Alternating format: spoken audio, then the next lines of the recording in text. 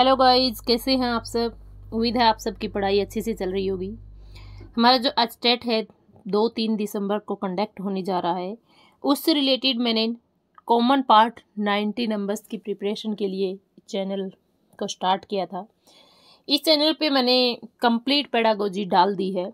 आप जाके प्लेलिस्ट में देख सकते हैं। अस्टेट 2023 पेडागोजी के नाम से प्लेलिस्ट बनी हुई है। वहाँ पे मैंने कंप्लीट आज जो अस्टेट लेटेस्ट पैटर्न के हिसाब से सारी की सारी पेडागोजी डाल रखी है। ठीक है। और हिंदी पेडागोजी की ये लास्ट क्लास रहने वाली है। हमारी सिलेबस के हिसाब से जो है हिंदी की पेडागोजी कंप्लीट हो जाएगी। इंग्लिश पेडागोजी की 2-3 क्लासेज आएंगी। हिंदी इंग्लिश की भी कंप्लीट क्लासेज आपकी हो जाएंगी। ठीक है। तो प्लेलिस्ट में जाके आप अपने सिलेबस को रिवाइज कर सकते हो। और हाँ, पेडागोजी की जो क्लासेज है, एक रिवीजन क्लास लेके आऊँगी 25 के आसपास, तो उसमें आप रिवीजन ले सकते हो कंप्लीटली। ठीक है ना।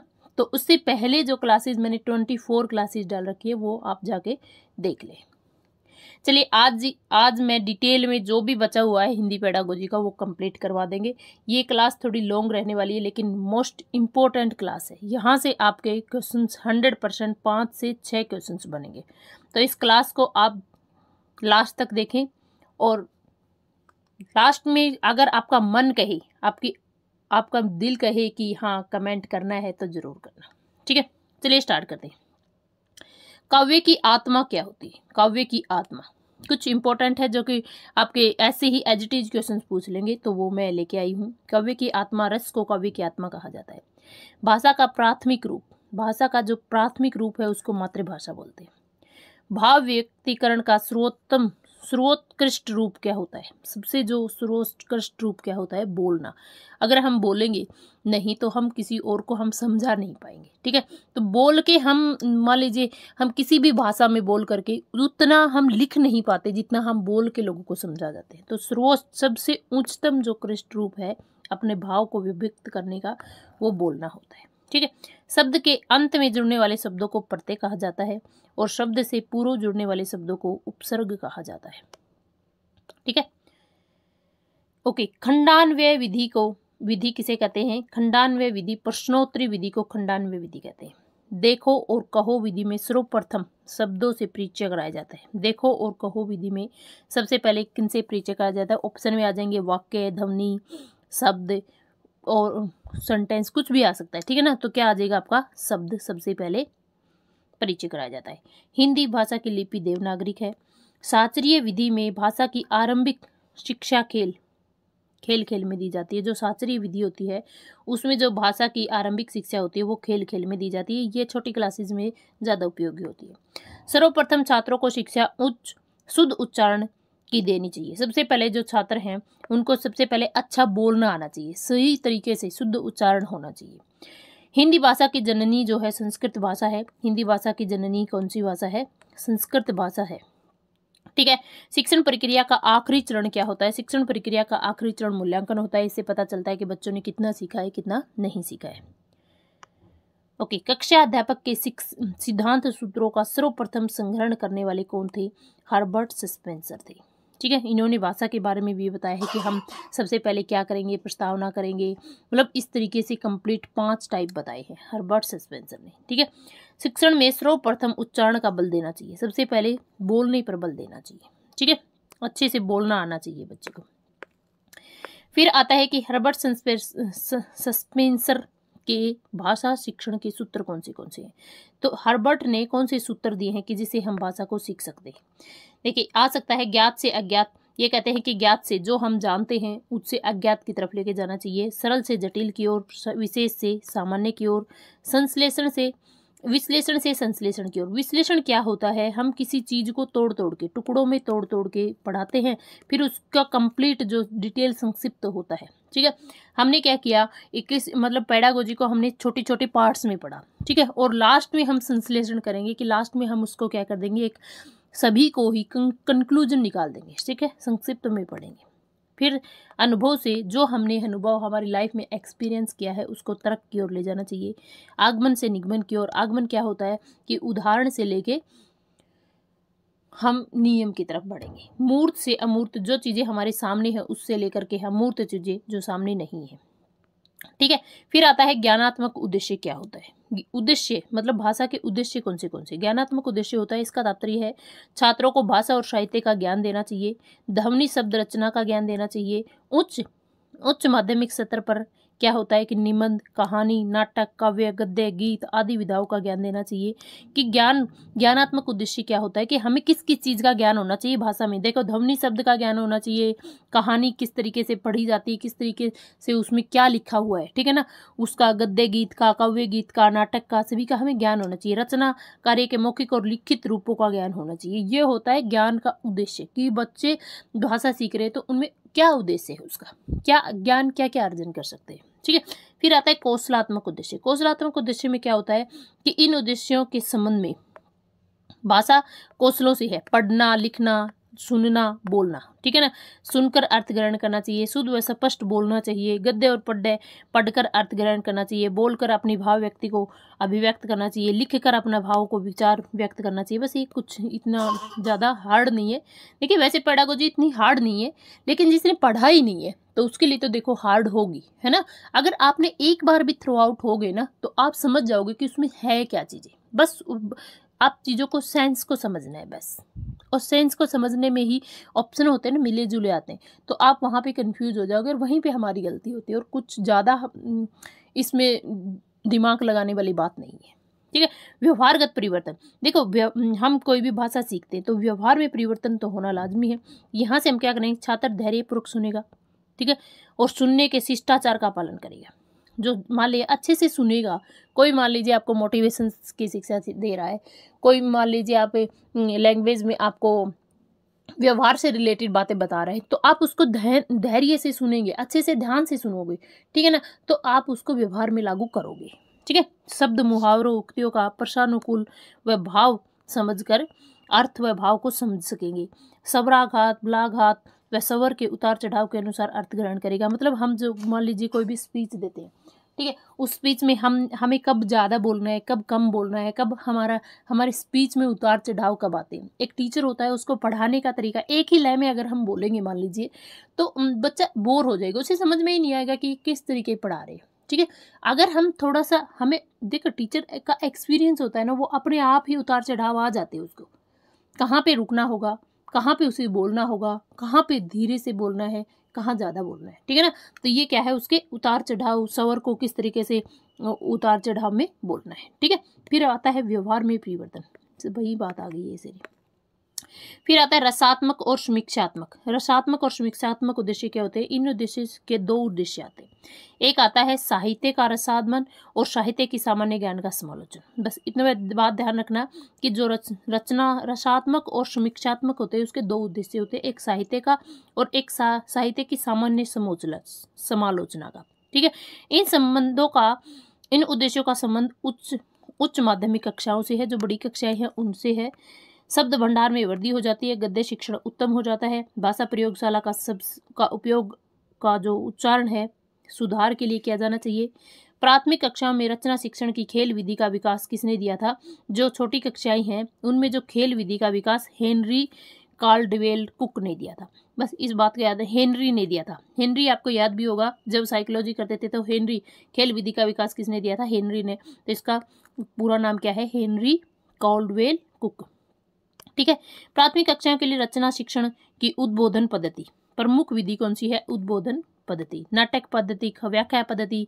हम क्या कर सकते हैं, हम भाषा को कैसे सीख सकते हैं, नाटक करवा के सीख सकते हैं, व्याख्या करा के सीख सकते हैं, अभिनय करवा सकते हैं। नाटक परीक्षण के लिए प्रमुख शिक्षण विधियां हैं, ठीक है। तो जो नाटक परीक्षण की है, मान लीजिए आप क्या करते हो, शिक्षण की कौन सी विधियां हैं, आप नाटक का अभिनय करा के कर सकते हो, ड्रामा करवा सकते हो, बच्चों से फिजिकल एक्टिविटी करवा सकते हो। तो ये सब क्या है, शिक्षण की मुख्य विधि है। फिर आता है द्रुत पाठ के लिए उपन्यास और जीवनी तथा कहानी का शिक्षण उपयोगी माना गया है। फिर आता है अभिवृत्त्यात्मक उद्देश्य कौन से होते हैं, कि हम किस तरीके से अपने भावों को समझ सकते हैं और समझा सकते हैं। इस उद्देश्य का तात्पर्य है कि छात्रों में उपयुक्त कैसे दृष्टिकोण है, किस तरीके से वो सोचता है, उनके सोचने समझने के दृष्टिकोण किस तरीके का है, उसका विकास किया जाता है, ठीक है। भाषा व साहित्य में रुचि और सद्वृत्तियों का विकास किया जाता है। तो ये सारे के सारे बस इतनी ही आप देख सकते हो। फिर आता है कविता शिक्षण की विधियां कौन सी है, गीत तथा अभिनय प्रणाली। गीत तथा अभिनय प्रणाली जो सबसे पहले छोटे बच्चों के लिए उपयोगी है। अभिनय प्रधान पदों में बालक उचित अंग संचालन द्वारा भाव व्यक्त कर सकते हैं, जो छोटे बच्चों के लिए सबसे उपयुक्त मानी जाती है। देखो, बाल गीत होते हैं, बच्चों को गीत के माध्यम से, फिजिकल एक्टिविटी के माध्यम से आपसे ये सिखा सकते हैं। तो ये पहली गीत व अभिनय प्रणाली। फिर आता है अर्थबोध। कविता में क्या है, स्वयं कविता का अर्थ बताता है, फिर मतलब उस अर्थ को समझ के बच्चों को अर्थ को समझा देता है कि उसमें वो कवि जो है क्या कहना चाहता है। ठीक है। व्याख्या विधि। व्याख्या विधि में क्या होता है कि कवि जो है कंप्लीट व्याख्या देता है। कवि का दार्शनिक वृत्तांत, मतलब जो कवि है कविता में क्या क्या कहना चाहता है उसका टीचर जो है कंप्लीट व्याख्या करके, अलग अलग व्याख्या करके उसको बच्चों को समझाता है। ठीक है। इसका प्रयोग माध्यमिक और उच्च कक्षाओं के लिए होता है। फिर आता है खंडान्वय विधि। खंडान्वय विधि कौन सी होती है? प्रश्नोत्तर प्रणाली को ही खंडान्वय विधि कहा जाता है। इस प्रणाली का प्रयोग केवल कहाँ पे किया जाता है? वर्णनात्मक तथा ऐतिहासिक पदों को पढ़ाने के लिए किया जाता है, खंडान्वय विधि को। ठीक है। ऐतिहासिक और क्यों? क्योंकि वहां पे प्रश्न पूछे जाते हैं, और प्रश्न पूछे जाते हैं तो बच्चों से पूछा जाता है कि आपने कितना पढ़ा है, कितना समझा है। ठीक है। फिर आता है व्यास विधि। व्यास विधि में क्या आता है? यह प्रणाली उच्च श्रेणी की भाव प्रधान कविताओं को पढ़ाने के लिए प्रयोग में ली जाती है। भावात्मक कविताओं में इस प्रणाली का प्रयोग सर्वोत्तम माना जाता है। ठीक है। ये पुरानी विधि है। इसमें क्या होता है, जो हमारी भावनाएं हैं, हमारे मतलब कविताओं में कवि जो है एक लाइन में बहुत सारी चीजें कहना चाहता है, जो भावनाएं हैं उनको डिटेल में बताना चाहता है, तो वो होता है व्यास प्रणाली विधि। ठीक है। ये व्याख्या विधि की तरह से ही होती है, लेकिन व्याख्या विधि में क्या होता है कि हम उसको डिटेल में व्याख्या कर देते हैं, लेकिन व्यास विधि में हम क्या करते हैं, हम पौराणिक चीजों को भी लेके आ सकते हैं। ठीक है। किसी छोटी मोटी कहानियों के माध्यम से भी हम इसको समझा सकते हैं। जब मैंने गद्य की बताई थी वहां पे भी थी व्यास प्रणाली। फिर आती है तुलनात्मक प्रणाली। यहाँ हम तुलना करके तर्क शक्ति का विकास कर सकते हैं बच्चों के। समीक्षा प्रणाली। इसमें क्या होता है? प्रश्नोत्तरी विधि का प्रयोग कर अन्य सहायक पुस्तकों की सहायता से विद्यार्थियों की कवि और रचनाओं की समीक्षा को करने को कहता है। ठीक है। यह प्रणाली उच्च कक्षाओं के लिए उपयोगी होती है। फिर आता है अक्षर बोध कराने की विधि। कौन सी होती है? अक्षर बोध कराने की विधि होती है संश्लेषण विधि और विश्लेषण विधि। संश्लेषण विधि में क्या करते हैं हम? यह विधि अक्षर और वर्ण की पहचान पर बल देता है। सिंथेटिक मेथड भी बोलते हैं हम इसको। सिंथेटिक मेथड में क्या होता है? अक्षर और वर्ण की पहचान पर बल दिया जाता है, शब्द या इसके अर्थ पर बल नहीं दिया जाता है। जो संश्लेषण विधि होती है उसमें वर्ण, वाक्य और शब्द पर ज्यादा बल दिया जाता है। इसे अल्फाबेटिक मेथड भी कहा जाता है। अल्फाबेटिक मेथड कौन सा होता है?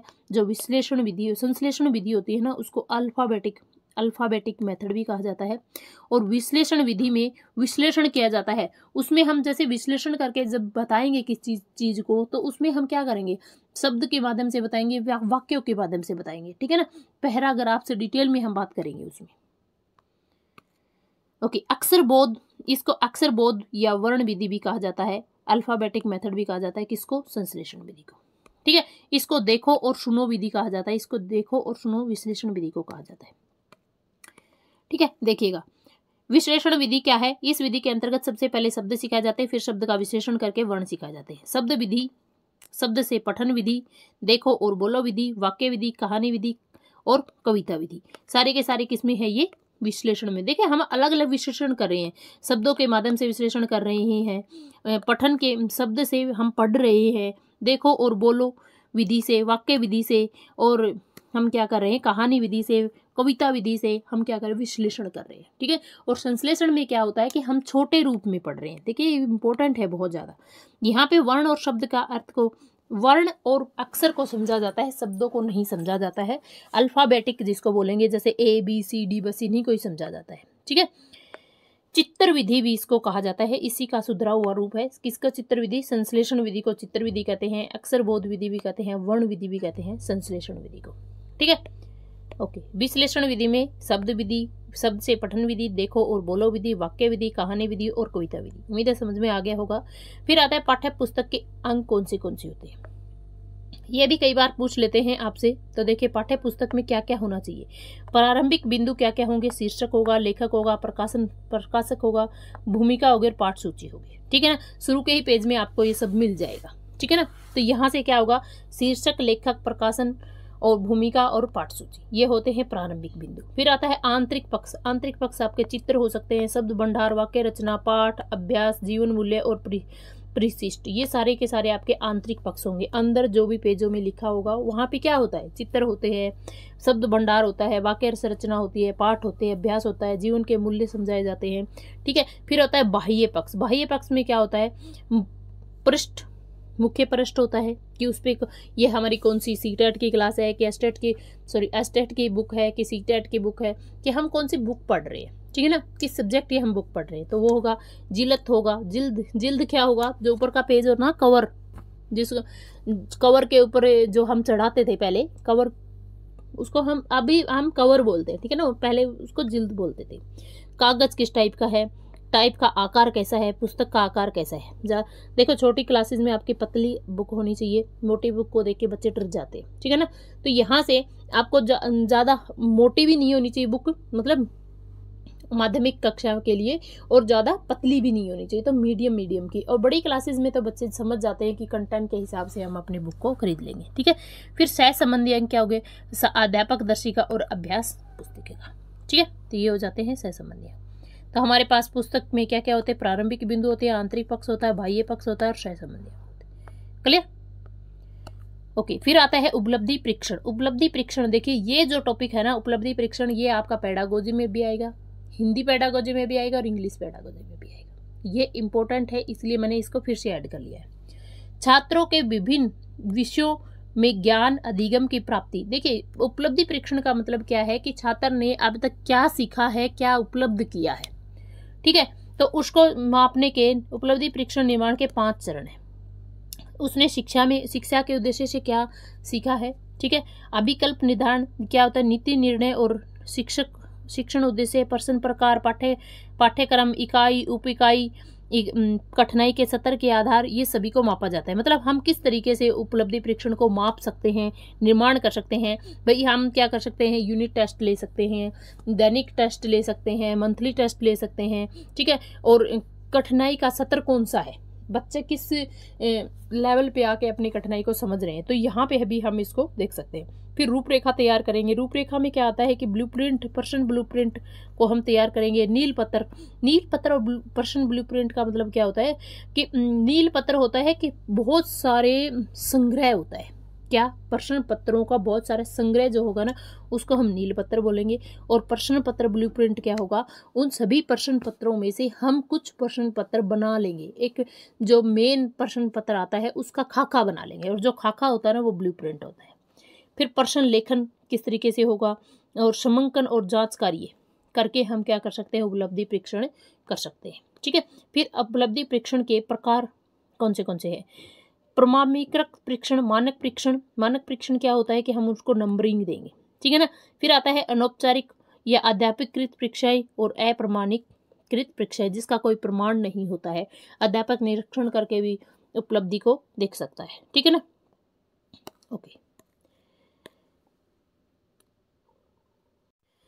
ओके, नेक्स्ट टॉपिक क्या है, तो देखिए अलग अलग स्तर पे भाषा को जो पढ़ाने का महत्व होता है ना, भाषा का महत्व अलग अलग कक्षाओं के लिए अलग अलग होता है। तो प्राथमिक सत्र के लिए शिक्षा मातृभाषा की महत्व क्या होती है, देखिएगा।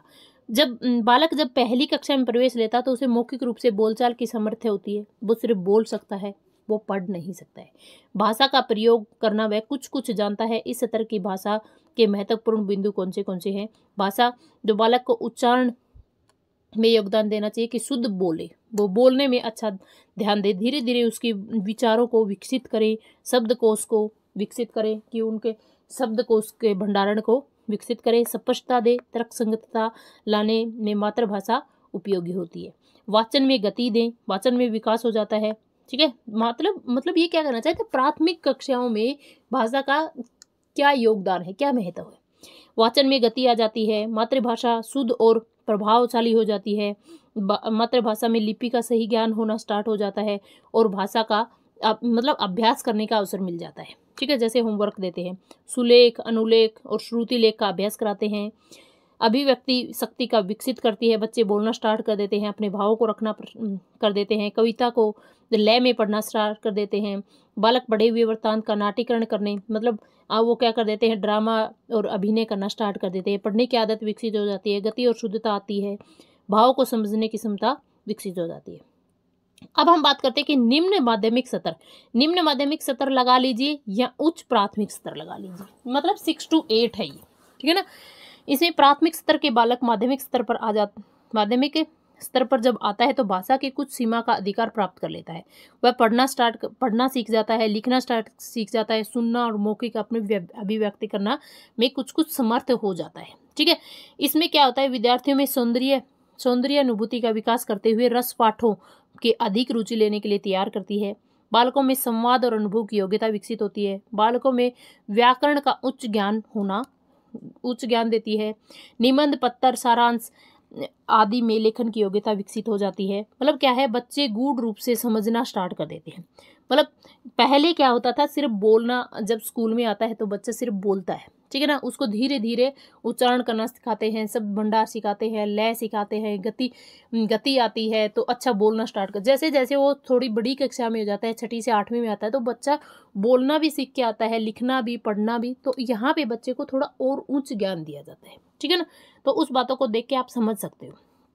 साहित्य के संपर्क में आकर अपने चरित्र का निर्माण कर सकते हैं। फिर आता है उच्च माध्यमिक स्तर पर भाषा में क्या होता है, यहाँ पे आप गहन रूप से बच्चों को पढ़ा सकते हो, ठीक है।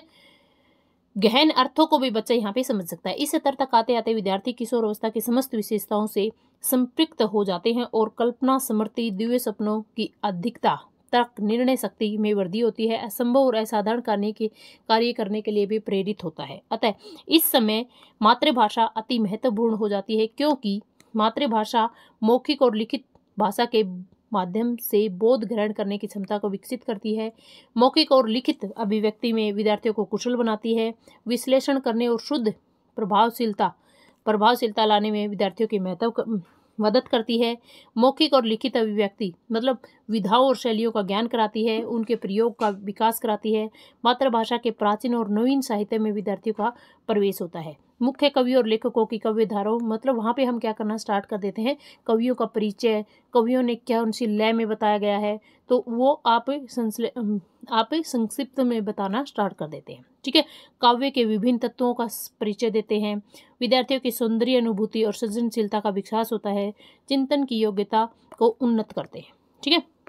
मानसिक और बौद्धिक सामाजिक समस्याओं को समझने और उनका हल खोजने में समर्थ होते हैं। तो ये सब क्या है, चरित्र का निर्माण होता है। पाठ्य पुस्तक के अतिरिक्त साहित्य पढ़कर वो खुद से भी ज्ञान अर्जन और मनोरंजन के लिए समर्थ हो जाते हैं। भाषा विकास को प्रभावित कौन कौन करता है, देखिए भाषा विकास को प्रभावित कौन कौन करता है।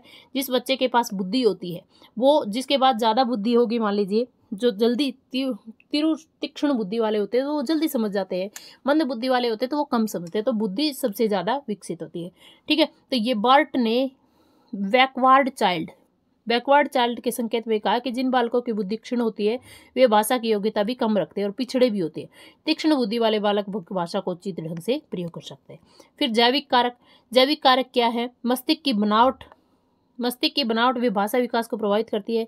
भाषा बोलने और समझने के लिए स्नायु तंत्र और वाक तंत्र की आवश्यकता होती है।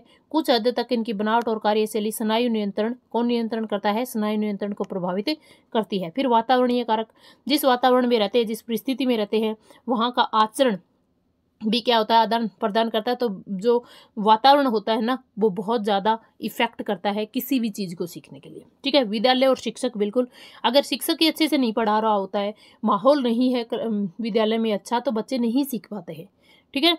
यहाँ पे व्यवसाय और कार्य, ऐसे बहुत से व्यवसाय हैं जिनमें भाषा प्रयोग बहुत अधिक होता है। उदाहरण के लिए अध्यापन, वकालत, व्यापार। ऐसे अगर टीचर बोलेगा ही नहीं तो फिर वो कैसे समझेगा। अब बोलेगा, जितना बोलेगा उतने ज़्यादा उसी भाषा में एक्सपेरिमेंट होता रहेगा, ठीक है। अंतर्गत भी सम्मिलित किया जाता है। अभिप्रेरण, अनुबंधन और अनुकरण, ये क्या होता है, अभिप्रेरण, अनुबंधन और अनुकरण। इससे क्या होता है कि बच्चे अभिप्रेरित होकर सीखते हैं, किसी की नकल करके सीख जाते हैं।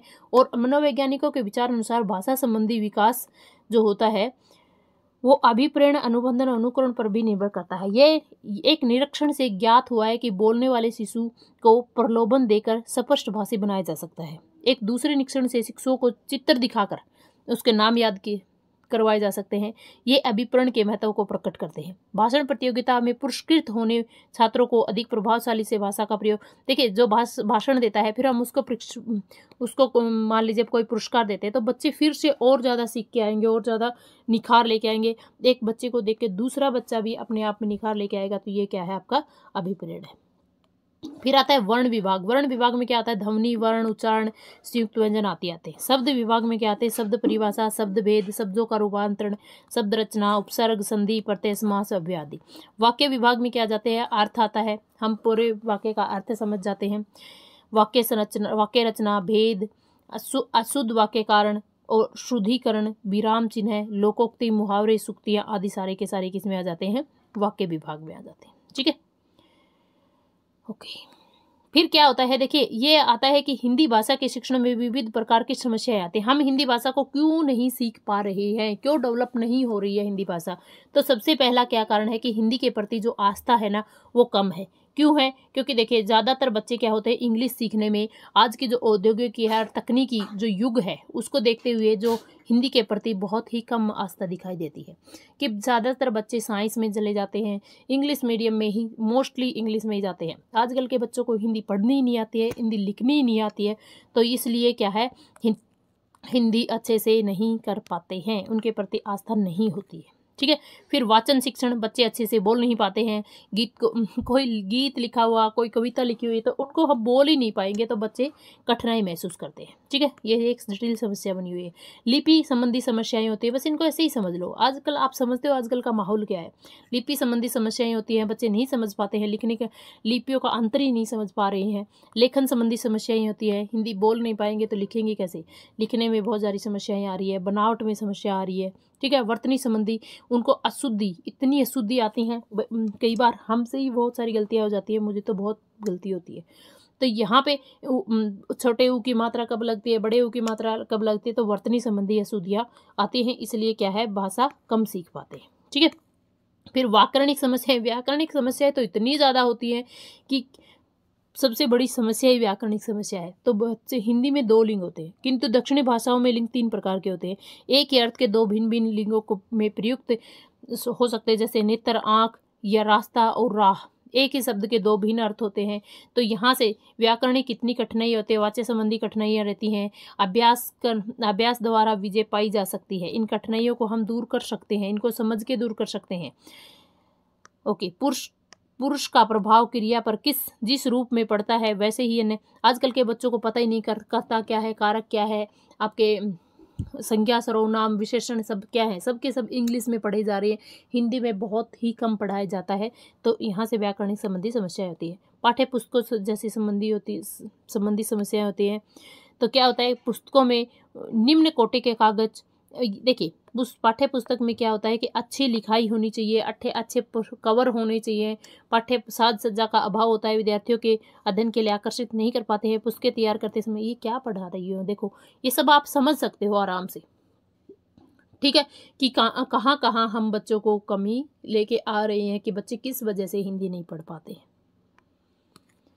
ओके, पाठ्यक्रम संबंधी समस्याएं आती हैं। हिंदी भाषी प्रदेशों में अपनी विशिष्ट समस्याएं हैं, उनका ध्यान रखते हुए हिंदी की पाठ्य पुस्तकें तैयार होनी चाहिए। दक्षिणतम है भारत का जो दक्षिणी राज्य हैं उनमें हिंदी पढ़ी ही नहीं जाती है, वहाँ बोलते ही इंग्लिश है।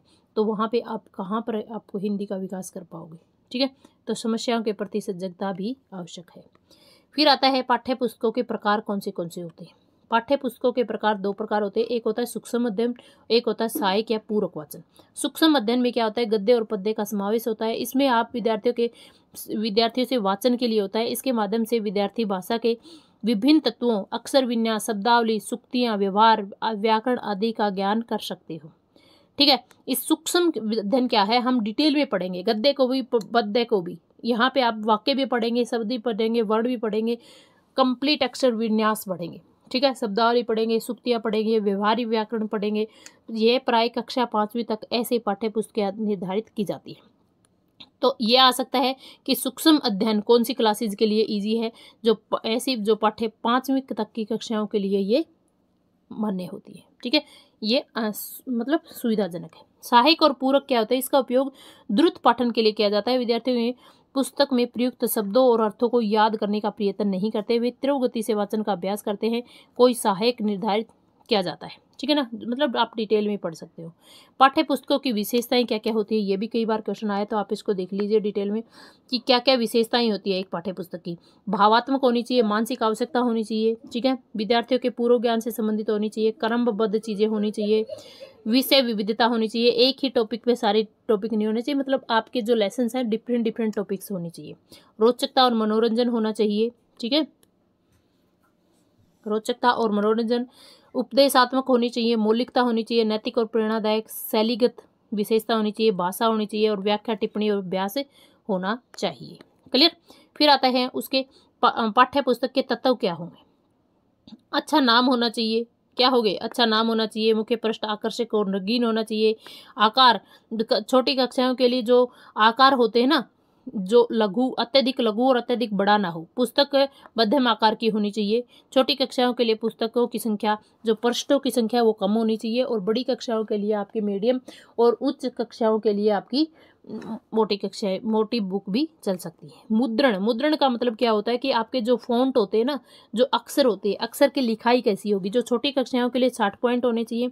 दूसरी श्रेणी मतलब आपके माध्यमिक, निम्न माध्यमिक या उच्च प्राथमिक कक्षाओं के लिए 24 से 36 पॉइंट तक, और तीसरी कक्षा से 5वीं 16 पॉइंट। अच्छा, ये कहता है कि जो पहली कक्षा है ना, उसमें जो जैसे ए है इतना बड़ा होना चाहिए, बी है इतना बड़ा, मतलब जो फ़ॉन्ट है आप समझ सकते हो कि फ़ॉन्ट आप साइज जब देखते हो तो उसमें फ़ॉन्ट पहली कक्षा के लिए 60 पॉइंट होना चाहिए, दूसरी कक्षा के लिए 24 से 36 पॉइंट होना चाहिए, और तीसरी कक्षा के लिए 16 पॉइंट, और अन्य कक्षाओं के लिए 12 पॉइंट होना जरूरी है, ठीक है। कागज उचित प्रकार का होना चाहिए, अधिक मोटा या अधिक पतला नहीं होना चाहिए। कागज स्वच्छ और चिकना आकर्षक होना चाहिए। आवरण अच्छा होना चाहिए, रंग बिरंगे चित्र होने चाहिए तो बच्चों को आकर्षित करते हैं। सहजलित बुक होनी चाहिए, मूल्य होना चाहिए वक्त, ठीक है, मतलब मूल्य जो है इतना अत्यंत महत्वपूर्ण है, मूल्य कम होना चाहिए। इससे छात्र जो है अधिक से अधिक मूल्य वाले बच्चों को, मूल्य वाली किताब को बच्चे नहीं खरीद पाते, ठीक है। अच्छा, कक्षा के बहुआयामी स्रोत कौन से होते हैं। देखिए, बहुआयामी स्रोत कौन से होते हैं भाई, कहाँ से हम पढ़ेंगे, क्या क्या चीज़ों से पढ़ेंगे। एक सर्वे दृश्य, निम्न प्रकार के चार्ट हो गए, नक्शे होंगे, मॉडल हो गए, चित्र, रेडियो, चलचित्र, रिकॉर्डर, प्रोजेक्टर, दूरदर्शन आदि ऐसे दृश्यों और सर्वे साधनों का उपयोग विद्यार्थियों के मानसिक और शारीरिक स्तर पर के अनुसार करना चाहिए, ठीक है। फिर आता है उपलब्धि परीक्षण का निर्माण क्यों किया था। सामान्यतः उपलब्धि परीक्षण का जो निर्माण है वो 2 प्रकार से होता है। उपलब्धि परीक्षण मैंने पहले भी बताया कि क्या होता है, ठीक है। जो निर्माण होता है वो क्यों किया जाता है। एक होता है उपलब्धि परीक्षाएं ली जाती हैं, दूसरा होता है कि जो समस्याएं आती है ना उनका निदान किया जाता है, ठीक है। उपलब्धि परीक्षाएं, इस प्रकार की परीक्षाओं में यह परीक्षण किया जाता है कि किसी व्यक्ति, मतलब बच्चे ने अब तक क्या सीखा है, ये होता है उपलब्धि परीक्षाएं। निदानात्मक, जो समस्याएं आ रही है ना उनका हम किस तरीके से दूर किया जा सके, ठीक है। जो विफलताएं टीचर पा रहे हैं, बच्चे क्यों नहीं समझ पा रहे हैं, उनको दूर करने के लिए हम क्या कर सकते हैं, वो होता है निदानात्मक, ठीक है। उपलब्धि परीक्षाएं और उनके प्रकार कौन से होते हैं, किस तरीके से आप उपलब्धि परीक्षाएं ले सकते हैं। अच्छा देखिए, ये दे रखा है उपलब्धि परीक्षण 4 प्रकार की होती है। कौन से प्रकार की, 4 प्रकार की होती है। एक होते हैं मौखिक परीक्षाएं, क्रियात्मक परीक्षाएं, निबंधात्मक परीक्षाएं और वस्तुनिष्ठ परीक्षाएं। मौखिक परीक्षाएं कैसी होती हैं, इसमें मौखिक प्रश्न पूछे जाते हैं।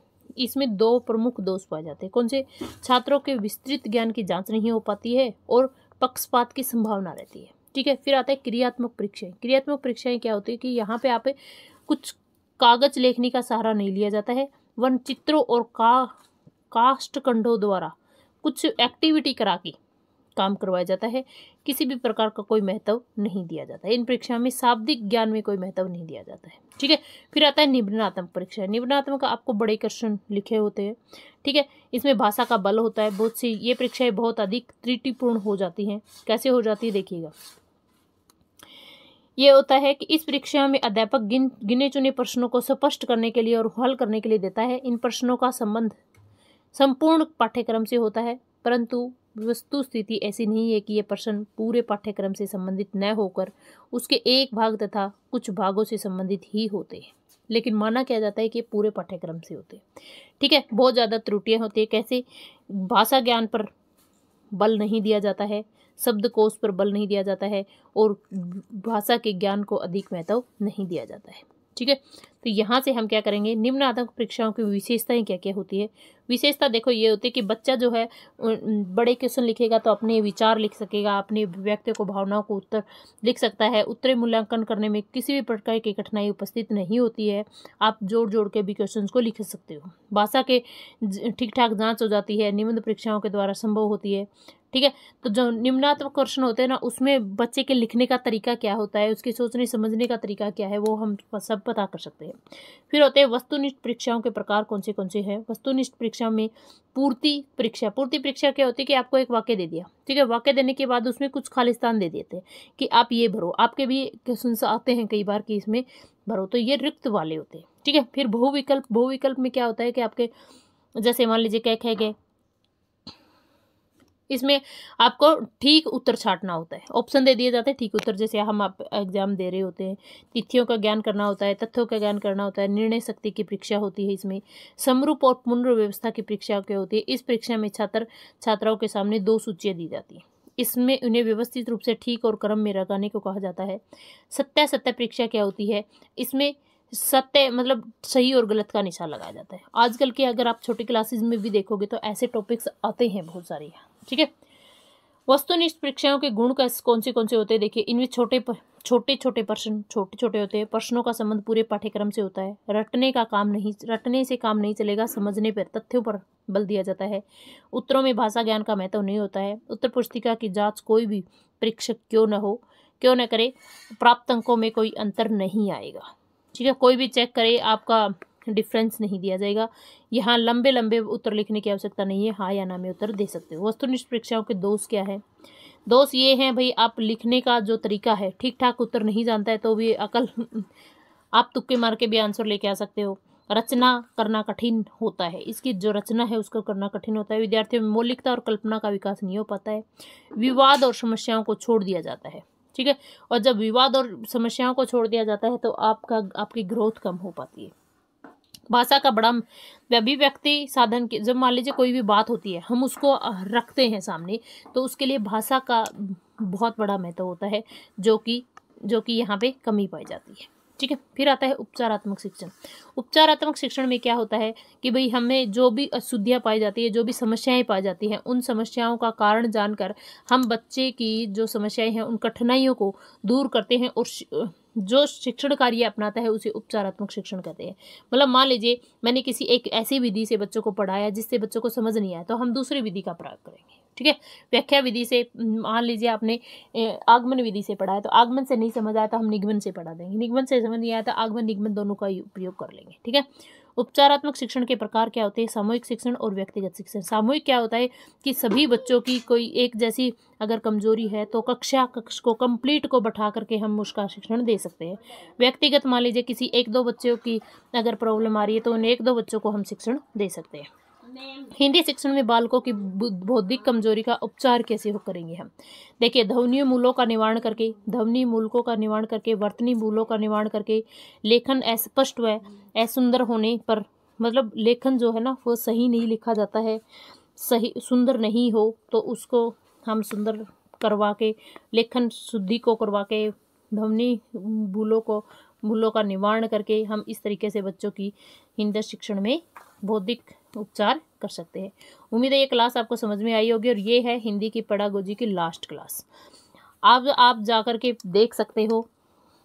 चलिए मैं आपको दिखाई देती हूँ कि सिलेबस देखते हैं हिंदी पेडागोजी का। देखिए, हिंदी लैंग्वेज में लैंग्वेज कंप्रीहेंशन क्वेश्चंस बस ये रहता है।